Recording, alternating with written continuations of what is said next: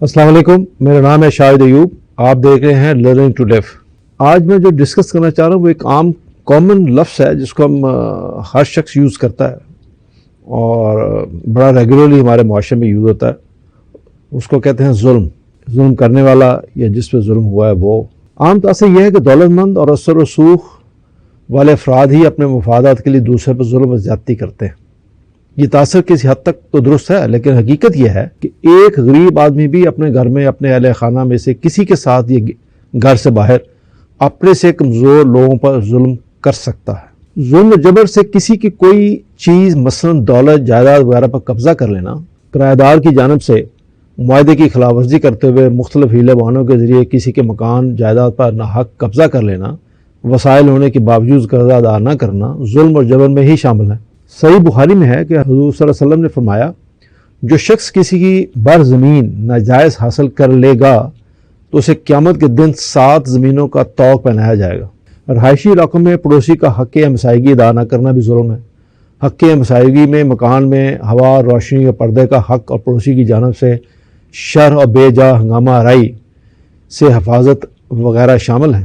زرعی علاقوں میں طاقت کے زور پر ایک زمیندار کا پڑوسی زمیندار کے راستے میں رکاوٹ ڈالنا، پڑوسی کی فصلوں یا ذاتی ضرورت کے لیے پانی کی جائز فراہمی میں رکاوٹ ڈالنا ظلم کے زمرے میں آتے ہیں۔ رشتوں اور تعلقات کا پاس نہ رکھنا، اپنے مفادات کے لیے یا اپنی تسکین کے لیے رشتہ داروں کے حقوق ادا نہ کرنا، ان کی عزت نفس کو مجروح کرنا اور دیگر طریقوں سے انہیں ذہنی اور جذباتی تکلیف پہنچانا، یہ ایسے برے کام ہیں جو آدمی کو ظالموں کی صف میں لے جاتے ہیں۔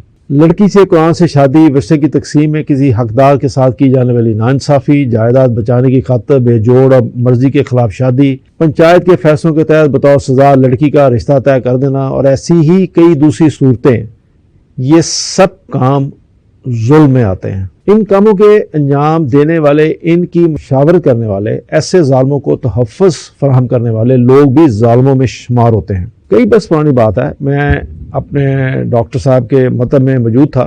ایک انتہائی ظریف مریضہ دو خواتین کے سارے مطب میں داخل ہوئیں۔ سر کے بال مکمل سفید، چہرے پر ہلکی ہلکی جھریاں والی نورانی صورت، بزرگ خاتون تھی۔ ان کے چہرے سے بیماری کی تکلیف تو اتنی زیادہ محسوس نہ ہوتی تھی، البتہ چہرے پر دکھ کی پرچھائیاں بہت گہری تھیں۔ اپنی بیماری کے احوال بتانے کے بعد وہ خاتون کہنے لگیں، یہ دونوں خواتین میری پڑوسن ہیں، آپ جو بھی نسخہ لکھیں اس میں ٹیسٹ نہ لکھیے اور دوائیوں کی مقدار بھی کم سے کم رکھیں، میں کسی کو زحمت دینا نہیں چاہتی۔ ڈاکٹر نے پوچھا، اور آپ کے بچے کہاں ہیں؟ انہوں نے ایک سسکی لی، خاموش ہو گئی۔ ڈاکٹر کے اصرار پر انہوں نے بتایا کہ ان کے بیٹے کی عمر اس وقت 2.5 برس کی تھی جب وہ بیوہ ہو گئی تھیں۔ انہوں نے خود ملازمتیں کر کے بیٹے کو اعلیٰ تعلیم دلوائی، اچھی ملازمت کے بعد شادی ہو گئی۔ بیٹا بہت ادب کرنے والا بچہ تھا، لیکن بیوی کو ساس شاید بری لگتی تھی۔ رفتہ رفتہ بیٹا بھی بیوی کی اس بار بولنے لگا اور شادی کے 9 سال بعد بیوی اور بیٹا دونوں مجھے چھوڑ کے چلے گئے۔ ذرا سوچئے کہ بوڑھی بیوہ ماں کو اس حالت میں چھوڑ کر جانے والا اس کا اکلوتا بیٹا ظالموں کی صف میں شمار نہ ہوگا، اور وہ انتہائی خودغرض اناپرست عورت جس نے محض اپنے آرام اور گھر میں اختیار کی خاطر ایک بیٹے کو ماں کے خلاف رگلایا، اس کا شمار خسارہ اٹھانے والے ظالموں میں نہ ہوگا۔ مختصراً میں عرض کیے دیتا ہوں کہ ظلم کیا ہے؟ کسی چیز کو اس کے اصل مقام سے ہٹا دینا یا اسے وہاں نہ رکھنا جہاں اسے ہونا چاہیے، یہ ظلم ہے۔ آپ اس کی ڈیفینیشن کہہ سکتے ہیں۔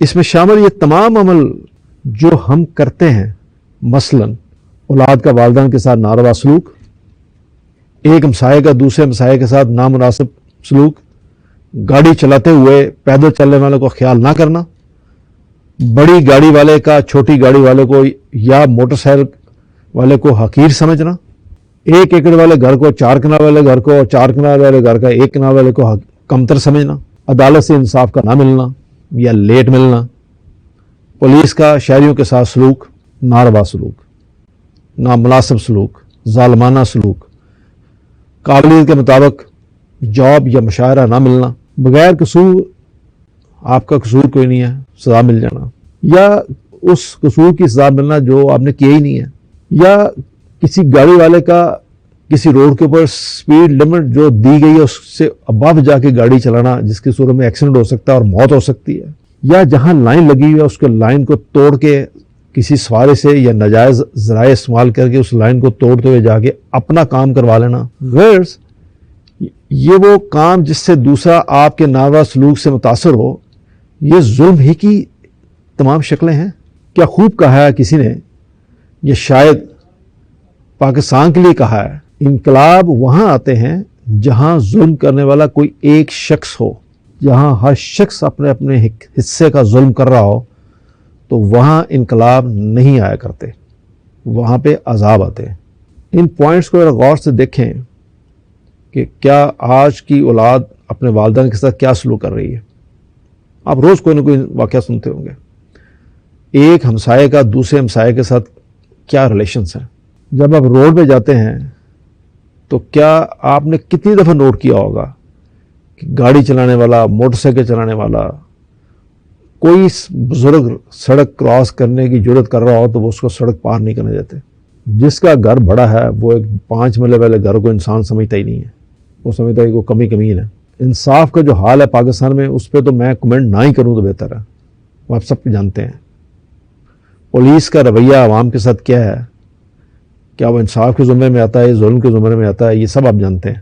کتنے لوگ ہیں جو قابل ہیں، جن کو ایکچولی وہ جو جاب ملنی چاہیے اس کو نہیں ملتی، کسی اور اس شخص کو ملتی ہے جو اس کا نہ تو اس کے قابل ہے نہ وہ اس کے قریب کہیں ہے۔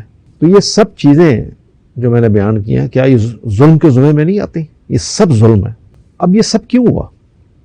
اس لیے کہ ہم لوگوں کو اتنا دین سے دور لے گئے ہیں کہ لوگ محرومیوں کو قسمت، ظلم کو آزمائش، حق کے لیے آواز اٹھانا گناہ، اور غلامی کو اللہ کی مصلحت، اور قتل کو موت کا ایک دن مقرر سمجھنا شروع ہو گئے۔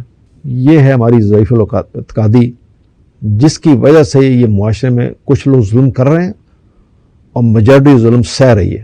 اور چپ رہنے میں ہی ہم اگر اپنی اللہ کی خوشنودی سمجھنے لگ جائیں، یہ اتنی امپورٹنٹ بات ہے کہ میں اس کو دوبارہ ریپیٹ ضرور کروں گا۔